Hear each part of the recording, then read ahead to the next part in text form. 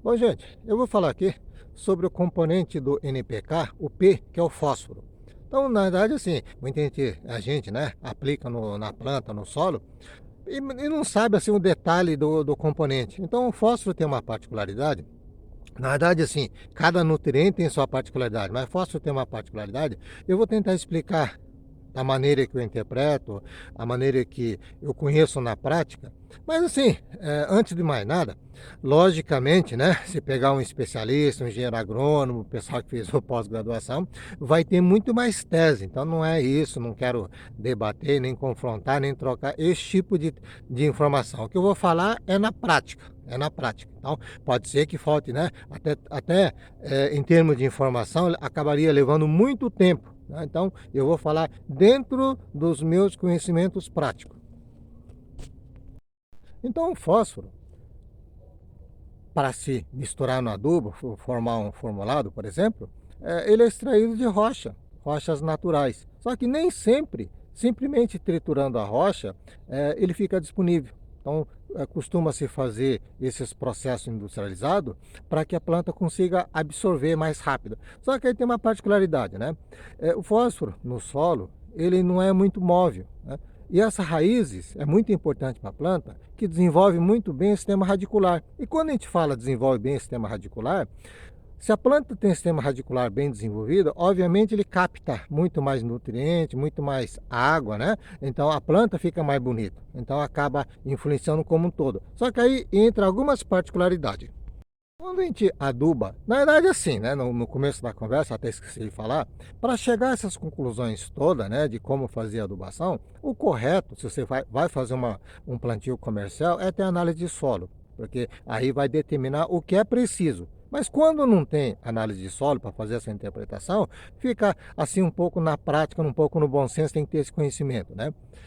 Mas assim, o fósforo que é aplicado no solo, como regra geral, algum mais, algum menos, né? Mas 80% muitas vezes é desperdiçado. Então você aplica e a planta não absorve. Tem a famosa fixação. Ao invés de esse fósforo aplicado ficar disponível para a planta absorver, ela fixa no solo. É um processo químico, né? Positivo, negativo e tal. E três coisas que fazem diminuir essa fixação, né? E ficar mais disponível para a planta não está em ordem, não. São as três coisas importantes. pH do solo. O solo tem que estar com o solo equilibrado. Se tiver, principalmente acidez, tem a tendência de fixar. Outra coisa, descompactação. Aquele solo muito compactado também faz. E a falta de matéria orgânica. Então sempre eu falo, né, aplicação de esterco, não sei o quê, para recompor a terra, né, que a planta beneficia. Então a falta de matéria orgânica. Esses três componentes, faltando esses três componentes ou deixando de fazer, a tendência de fixar o solo, quando a gente fala fixar, é ficar na terra e não ficar disponível para a planta. Então isso ocorre com muita incidência. Então tem que cuidar disso aí para o fósforo ficar disponível. Quando a gente compra adubo pronto, né, formulado que a gente fala, NPK, a maioria, uma boa parte conhece como 10-10-10, 4-14-8, esses dois são muito comuns no mercado, né? E às vezes, outro tipo de adubos especiais, a não ser em grande quantidade, não digo especiais, mas assim, com a formulação que você queira, às vezes você encomenda em grande quantidade, mas pequena quantidade, muitas vezes não dispõe. Aí vamos pegar, por exemplo, 4-14-8, ou 10-10-10 que seja. Normalmente, a parte, nem vou falar do nitrogênio nem do potássio, a parte do P, que seria o fósforo, é utilizado o superfosfato simples. Né? Esse superfosfato simples, ele é feito com adição de ácido sulfúrico. Então, a planta precisa também, por exemplo, de enxofre. Quando é adicionado ácido sulfúrico, tem a disposição do enxofre também. Né? Então, quando você compra um formulado, um exemplo 414-8, além do fósforo disponível, ele vem enxofre. Mas esse enxofre não é que colocou, é que para fazer essa transformação da rocha, o pó de rocha, digamos assim, não é bem o pó de rocha que a gente ouve falar, do fosfatado, quero dizer, para ficar disponível é adicionado ácido. Esse ácido sulfúrico fornece enxofre, que a planta precisa também, é um macronutriente. Nesse caso, é mais ou menos, de acordo com o tipo de rocha, processo, capacidade de cada fabricante, né? Muda, mas assim, ele contém mais ou menos 18% de fósforo, na verdade não é bem fósforo, já é P2O5, né? Que é a segunda etapa. É algo em torno de 16% de enxofre e algo em torno de 10% de cálcio, que também é um macronutriente importante para a planta. Isso quando é superfosfato simples. Depois assim, né, tem o superfosfato duplo.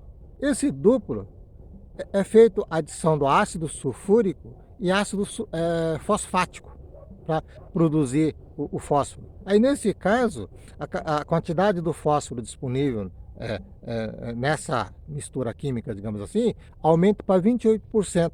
Só que o enxofre que a planta precisa, ele cai algo em torno de 5%.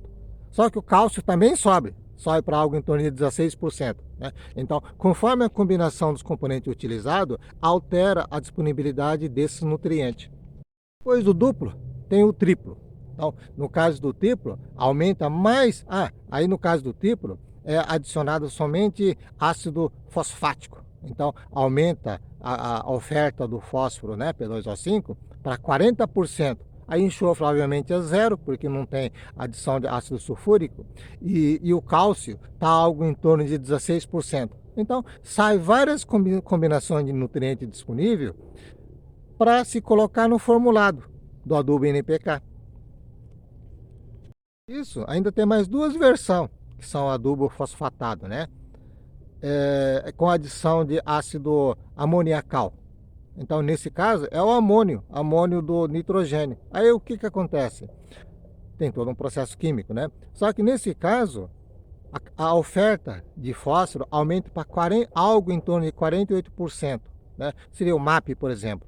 E oferta do nitrogênio, porque usou amônio, que é o nitrogênio, tem 9% disponível. E tem o DAP, né? DAP seria uma outra versão, seria o diamônico, né?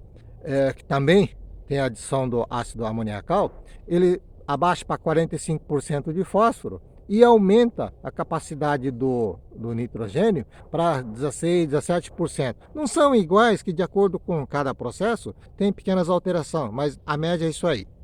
Pode ver, para extrair, para deixar o fósforo disponível para a planta, para deixar em condição de jogar, aplicar como adubo, tem após a trituração da rocha, todo um processo, tem adição do ácido sulfúrico, que é um processo, tem adição do ácido sulfúrico e fosfático, que é um processo, mistura, utiliza os dois, ou só o fosfático. Depois tem o amoniacal, que é o amônio, né? Aí tem a adição do nitrogênio junto com a composição do fósforo. Então, tem várias combinações. Feito isso aí, pode ser utilizado para fazer adubação NPK. A parte do P pode utilizar qualquer um deles, dependendo da necessidade. Aquele detalhe, né? Às vezes eu vejo o pessoal usar adubo fosfático, faz aquele bolotinho assim de adubinho e coloca debaixo da semente e tampa por cima. Olha, para a primeira instância da planta, que a germinação vai sair em cima daquilo ali, serve. Mas na hora que a planta expande a raiz não tem essa capacidade de acompanhar para lá, digamos, abranger um perímetro maior, porque falta fósforo. Então, eu particularmente sempre acho interessante distribuir um pouquinho mais, misturar um pouquinho ao redor, de acordo com cada tipo de planta, o sistema radicular que vai, porque ele tem que alcançar uma área maior para buscar outros nutrientes também. Agora, se fizer concentrado, às vezes tem um ciclo rápido, nos 60, 90 dias ele vai aproveitar, outra parte vai absorver o raio maior, né, assim, com menos intensidade, que não tenha muita ação do fósforo, também serve. Mas assim, são aqueles detalhes que uma pessoa que esteja plantando, ele tem que chegar a essa conclusão na prática. Essa matéria-prima do fósforo bruto propriamente dito, né? No Brasil, a qualidade desses fósforos são mais inferior. E tem países fora do Brasil, obviamente, que a qualidade do fósforo natural é melhor. né? Então, parece que tem alguma coisa a ver com essa região vulcânica tal, que vem, né, mais da profundeza. Tem uma certa tese assim, não saberia explicar com clareza, mas mais ou menos assim, os fósforos naturais, né, ainda rocha, do Brasil, a qualidade é inferior. Em outros países parece que tem qualidade melhor. Então uma boa parte são importados também, né? Então tem essa particularidade, mas assim, aí eu estou passando mais ou menos o cenário, mas não saberia dizer com exatidão que país que tem um fósforo melhor, que não tem, aí começa a detalhar muito, né? Realmente não saberia dizer. Eu sei mais ou menos isso aí. Eu tentei fazer um resumo rápido, né? Da onde vem a origem do fósforo, quais são os principais tipos de adição de química para se disponibilizar para a planta, para o produto ficar pronto para ser aplicado, né? Ou misturado em formulado. A função, né, que uma das questões é desenvolvimento da raiz e também essa questão da fixação. Não adianta você simplesmente aplicar o fósforo, se por exemplo a terra está com pH alto, né, ele não vai ficar disponível. Então, mais ou menos geral, é só para ter uma ideia.